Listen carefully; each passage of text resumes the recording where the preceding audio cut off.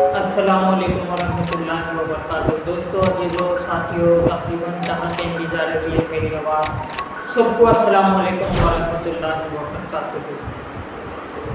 देखिए, आज आपके सामने आना, ये वीडियो बनाना, यही मेरा मकसद है। गरीबों के लिए हक़ की आवाज़ उठाते आया हूँ और उठाते ही रहूँगा। इंशाअल्लाह मरते दम तलक उठाते रहूँगा। अब देखिए, मैं ये कहना चाहता हूँ, जब से रेवंत रेड्डी की सरकार जब से बनी, बनने के बाद में मुसलमानों को घरा दिया जाता बोले थे, ना घरा दिए ना कुछ करे। स्कीमत 6-7 स्कीमत लाई थी कांग्रेस गवर्नमेंट, गारंटी लाई थी। वो कहाँ गई वो गारंटी? वो कहाँ गए कांग्रेस के बड़े बड़े नेता, बड़े बड़े बात करने वाले कहाँ गए? मल्लिकार्जुन खड़गे ये कहते थे कि रेवंत रेड्डी अगर काम नहीं करे तो मैं किसको जवाब दूंगा। मल्लिकार्जुन खड़गे से आज मैं ये कहना चाहता हूँ, रेवंत रेड्डी की सरकार तेलंगाना में कुछ काम नहीं कर रही है।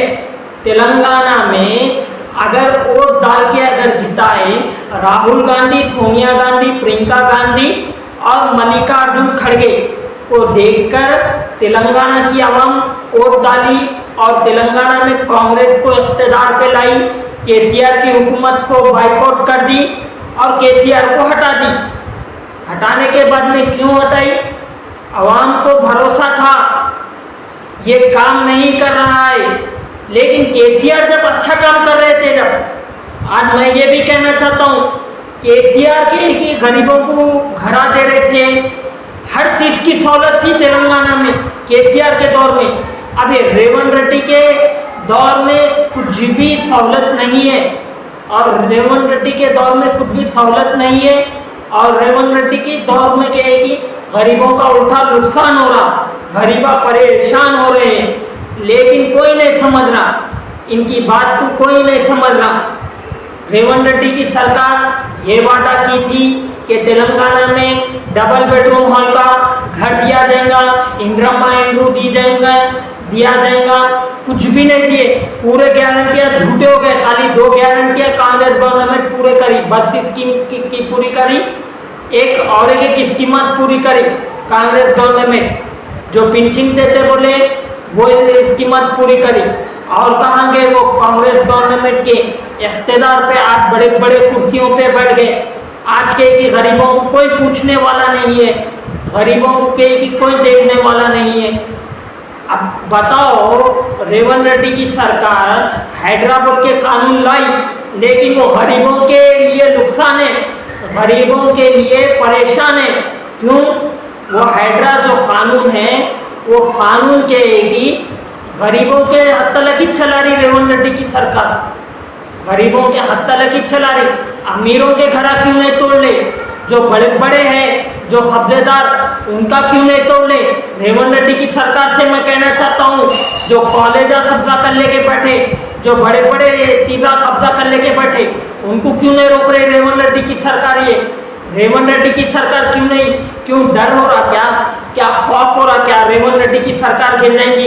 अरे इंशाअल्लाह ताला रेवंत रेड्डी की सरकार गिरेगी और इंशाअल्लाह ताला रेवंत रेड्डी की सरकार अगर काम नहीं करे तो इंशाअल्लाह ताला रेवंत रेड्डी की सरकार गिरने वाली है। ये बात याद रख लो।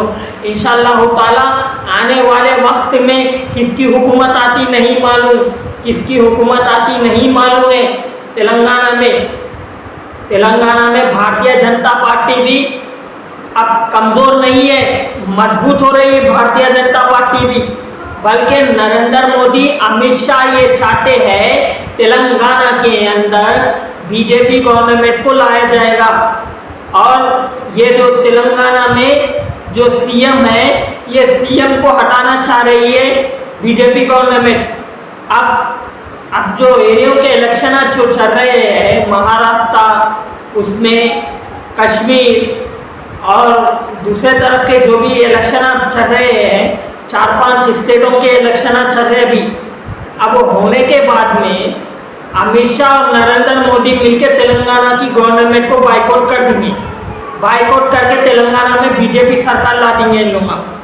क्यों लाएंगे कि जैसा महाराष्ट्र में सरकार गिरी वैसा तेलंगाना में भी सरकार गिर जाएंगे, कांग्रेस का नामो निशान मिट जाएगा और कांग्रेस बाकी नहीं रहेंगी। जब कांग्रेस रोएंगी, अरे हम गरीबों के लिए करते थे, हम गरीबों के लिए करते थे। जैसा इख्तियार मिला कांग्रेस पार्टी भूल गई, जैसा इख्तियार मिल गया कांग्रेस पार्टी पूरे को भूल गई।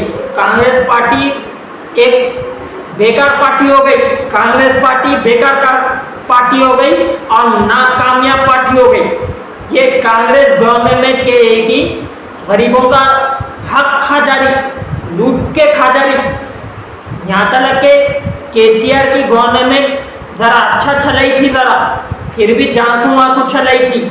मस्जिदों के इमामों की तनख्वाह मिली और जो गरीबों को की रमज़ान में कुछ गिफ्टा मिल जाते थे। अगर हिंदू त्यौहार है तो उसमें गिफ्टा मिल जाते थे, मुसलमान को भी मिलता था, हिंदू को भी मिलता था, तो अच्छा चलाई थी। लेकिन ये रेवंत रेड्डी की सरकार नाकामयाब हो गई और रेवंत रेड्डी की सरकार इंशाअल्लाह ताला तेलंगाना से बाइकआउट होगी। रेवंत रेड्डी ये कहते हैं कि मैं 10 साल टिकूंगा। मैं रेवंत रेड्डी से कहना चाहता हूँ, अरे रेवंत रेड्डी जो सीएम रेवंत रेड्डी है उनसे ये कहना चाहता हूँ मैं, तुम्हारे 10 साल नहीं होंगे इंशाअल्लाह ताला। तुम्हारी सरकार तो गिरने वाली है, तुम्हारी सरकार नाकामयाब हो गई। मस्जिदा तुड़ा दी तुम्हारी सरकार के की मस्जिदा तुड़ा दी। तेलंगाना में 9 मस्जिदा शहीद हो गए, तेलंगाना में मस्जिदा शहीद कर दी है गवर्नमेंट। तेलंगाना में कांग्रेस गवर्नमेंट के एक ही मस्जिदा शहीद कर दी। यही रेवंत रेड्डी ये कहते थे मीडिया पे बैठ के, मैं कि कोई मस्जिद को शहीद होने नहीं दूंगा। केसीआर के बारे में बुरा कहते थे, आज केसीआर की इज्जत कर रहे लोग। क्यों कर रहे? इस वास्ते कर रहे, वक्त पड़ा तो ये केसीआर जाके नरेंद्र मोदी से मिलके तेलंगाना में बीजेपी सरकार ला सकते। ऐसा बोले तो बीआरएस पार्टी को तो कोई पूछने वाला नहीं है। बीआरएस पार्टी खत्म हो चुकी है और बीआरएस पार्टी पूरे को खत्म हो गई। अब तेलंगाना में क्या करेंगे लोग? वो जो नरेंद्र मोदी अमित शाह से मिलके केसीआर की जो बीआरएस पार्टी है इसे पूरे को हटाया जाएगा। हटाकर बीजेपी में केसीआर दम हो सकते और दम होने के बाद तेलंगाना में बीजेपी सरकार बनेगी। केटीआर चीफ मिनिस्टर बना जाएगा, बंडी संजय को भी बनाया जाएगा मिनिस्टर हुए। लेकिन तेलंगाना में तो याद रख लो एक बात, पहली बार तेलंगाना के अंदर कदम डालेगी बीजेपी सरकार।